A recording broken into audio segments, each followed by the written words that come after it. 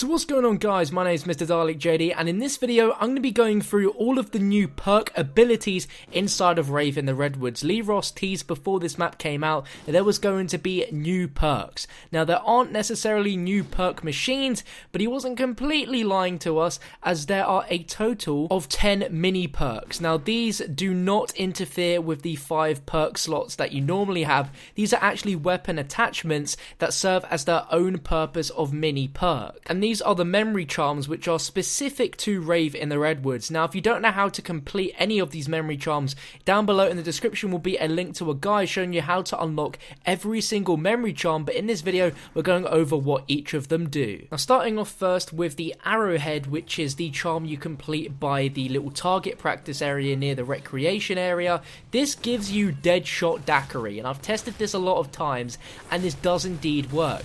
Normally when you ADS onto zombies, it normally auto aims onto their chest, but with the Arrowhead it will aim on their head always, just like Deadshot Daiquiri. Now this has always been seen as a pretty useless perk in zombies, but it can come in quite handy, especially if you are someone that is just absolutely terrible at getting headshots. You literally don't have to do anything, you just aim at zombies, and with this Arrowhead attachment it will be a headshot that will be aimed. The next one we're going to take a look at is the Bird Mask, and you'll be able to find this once it's completed inside the mess hall.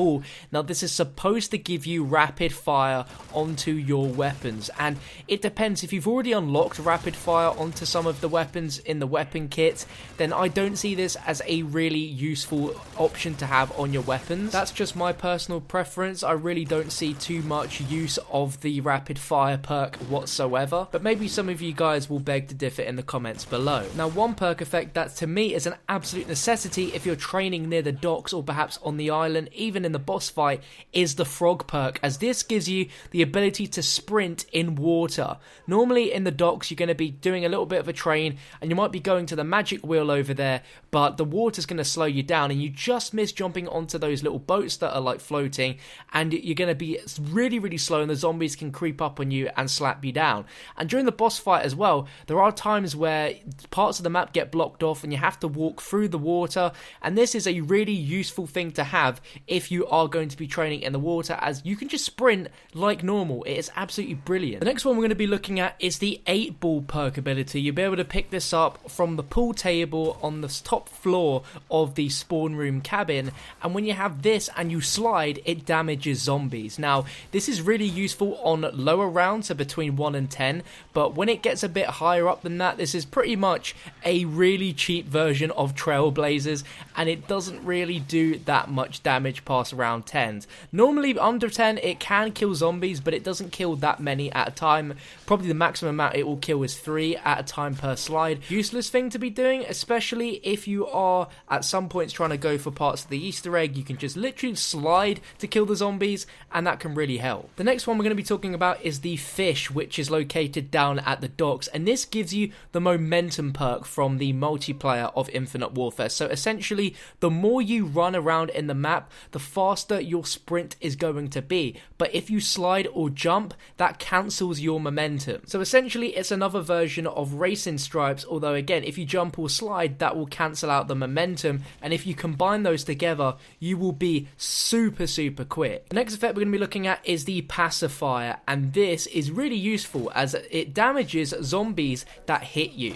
So essentially think of like the explosive touch drop from Exo Zombies. If a zombie touches you, they're going to die. On low rounds they will die. From around about maybe 7 or 8 onwards, you'll notice hit markers from the zombies, but they won't die out from one hit. It will take a couple of hits before they die, but if they are weakened and you are trapped in a corner, then this will be quite useful, as they will just simply die upon them touching you. The next one we'll look at is the boots, which can be found in a cabin inside of the camp section. Now this makes headshots damage nearby zombies. Now if I'm honest, this one is a pretty useless one, because unless it's a really low round, it really won't do a lot of damage to the zombies at all. If you do headshots on zombies, it will damage nearby zombies, but they have to be super near, and it only affects around about 3 or 4 zombies. It's not a super overpowered ability. The next one we'll talk about is the Binoculars, which involves you doing a little sniping challenge over by the docks, and this gives you the ability where if you are near to a teammate and you reload, you'll have the Electric Cherry effect. Now this is a much weaker version of Electric Cherry than normal. I do feel it's a little pointless. It can kill zombies, but it will take a few attempts before it will. It's essentially just the weak blue bolts. It does kill zombies, but it doesn't always kill them upon the first time you reload, and again, you do need to be near a teammate in order for this to work. The second to last charm here is the shovel, and when you have this attached to your weapon, it gives you an effect of when you revive a teammate, a little mini explosion will be cast around you, which will damage and affect nearby zombies. Now if I'm honest, you're seeing the gameplay here, and it's killing maybe 1 to 2 zombies when I revive my teammate. It's not crazy.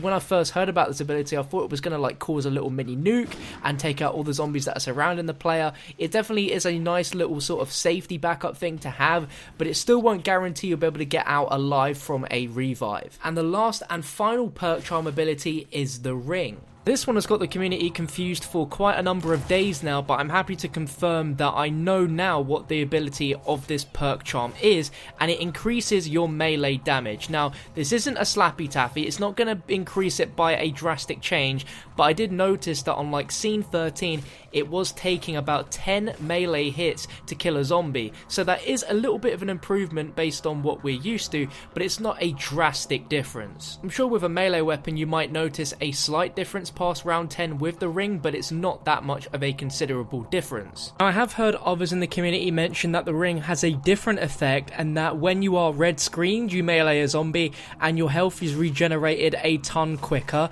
Now I don't believe this is the real effect of the ring, or that could just be a after effect from it, but I asked an Infinity Ward developer myself if the perk effect for the ring increases melee damage, and he did say it does increase melee damage. So I don't know if the regenning health is some after effect that comes with this perk, or if it's just something which could just be a coincidence, how when people are red screen they just melee and it goes away. I honestly don't know, but from the horse's mouth it is increased melee damage. That, my friends, is all 10 perk charm effects inside of Rave in the Redwoods. If you enjoyed the video, make sure to press that thumbs up button and let me know down below in the comment section what is your favourite one to use in your games. And again, if you do want a thorough guide on how to get every single charm in your game, then click the video you're now seeing on your screen or down below in the description for my detailed guide. But thank you very much for watching, and I'll catch you guys in another video very soon.